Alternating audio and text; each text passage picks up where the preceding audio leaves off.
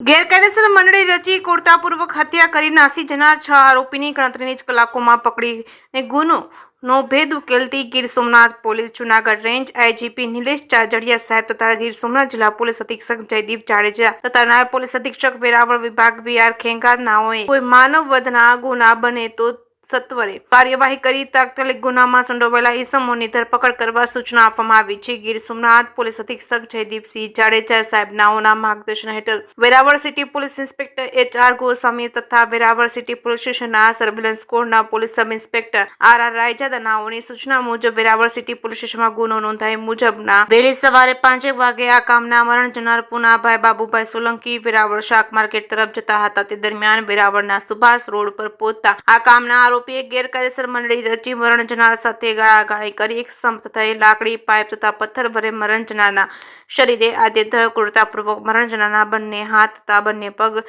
ભાંગી નાખી ગંભીર ઇજાઓ કરી મૃત્યુ નિપજાવી નાસી ગયેલ હોય છે। બનાવ અન્વયે સર્વેલન્સ સ્ટાફની અલગ અલગ ટીમો બનાવી ખાનગી બાતમીદારો તથા ટેકનિકલ એનાલિસ્ટથી આ કામના આરોપીઓને ગીર સોમનાથ તથા જૂનાગઢ જિલ્લાના અલગ અલગ સ્થળોએથી ગણતરીની કલાકોમાં પકડી પાડી કાયદેસરની કાર્યવાહી કરી છે। ગુજરાતી સાથે મહેશ વાજા સોમનાથ।